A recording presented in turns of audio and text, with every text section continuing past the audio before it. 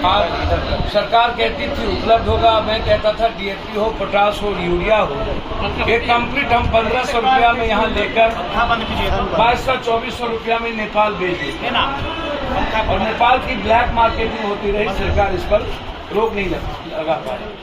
अभी भी सरकार ने धान खरीदने का टारगेट फिक्स किया। पहले तो सरकार को नीलर का जो 30% कटौती है, उस 30% पर सरकार को रोक लगाना होगा। दूसरी चीज, जब बटेदारों का, जब खेतिहर किसान का और सीमांत किसान का जब अनाज दलाल लोग गांव घर में बड़े बड़े व्यापारी खरीद लेते हैं, तब सरकार टैक्स को पैसे देती है। तो जो बटेदार हैं, सीमांत किसान है, खेतिहर किसान है, उनको तो सरकार का मुनाफा मिला नहीं।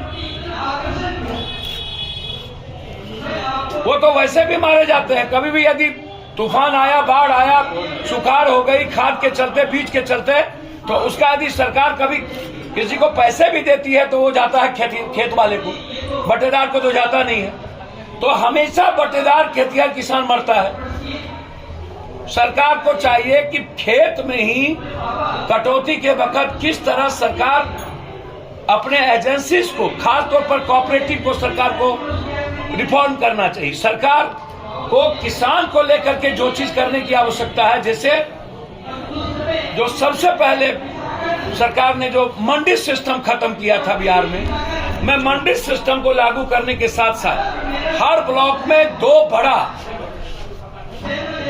जहां ब्लॉक के लगभग सीमांत किसान, लघु किसान, बटेदारों का अनाज, चाहे वो मक्का हो, चाहे वो जूट हो, चाहे वो मखान हो, चाहे धान हो, जो भी चीजें किसान पैदा करती है, वो अपने फसल को कहीं रख पाए। व्यवस्था नहीं होता है कि वह 1 महीना, 2 महीना, 3 महीना सस्टेन कर पाए, जिसका नतीजा होता है कि वो कल के दिन और भी हमें कम पैसा ना मिले, बिचौलिया हमारे चीजों को जल्दी खरीद लेता है। तो सरकार को चाहिए, मंडी सिस्टम बहुत इंपॉर्टेंट है।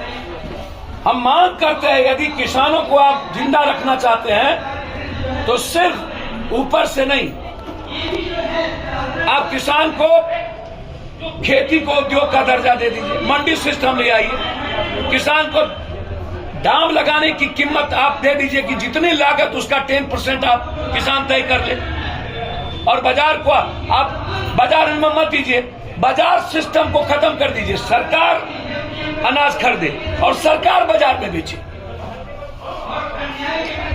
तो ये गलत है। दूसरी चीज, लगातार इस बिहार में बिना नोटिस के, बिना चीजों के दलाल लोग लगे। कभी गुलाब बाग खत्म कर दो, कभी कहीं खत्म कर दो, कहीं कभी। ये इंस्पेक्टर राज बिहार में क्यों? ये कब डिक्टेटरशिप, डेमोक्रेसी क्यों नहीं है बिहार में?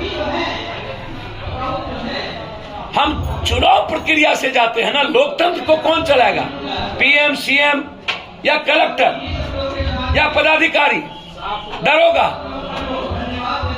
पूरा का पूरा सिस्टम दलालों के मुट्ठी में है। किसका घर टूटना है, किसको नोटिस नहीं मिलना है, किसका दुमाला बचना है, किसका झोपड़ी उजड़ देना है, बिना नोटिस के आप कैसे गुलाब बाग और जीरो माइल और सबको आप उजाड़ रहे थे?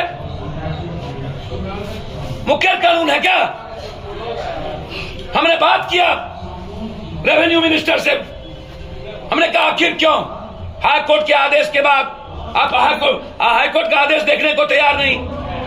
बस सील लगा, उठाओ, गए हिटलर के तरह खड़े हुए,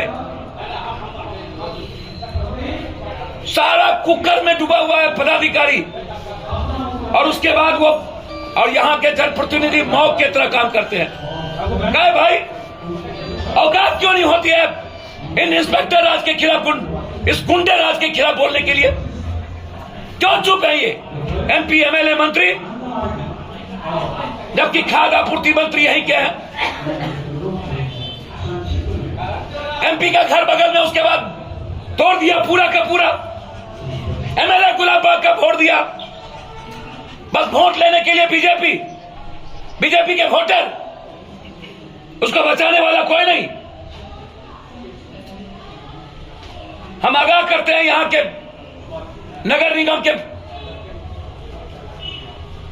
जो भर के तोपखान बने हुए हैं।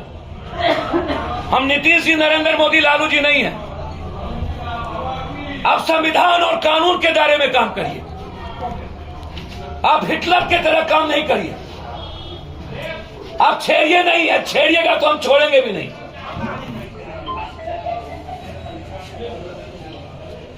गुलाबबाग और पूर्णिया पर किसी की नजर, चाहे कोई हो, गिद्ध दृष्टि पड़ी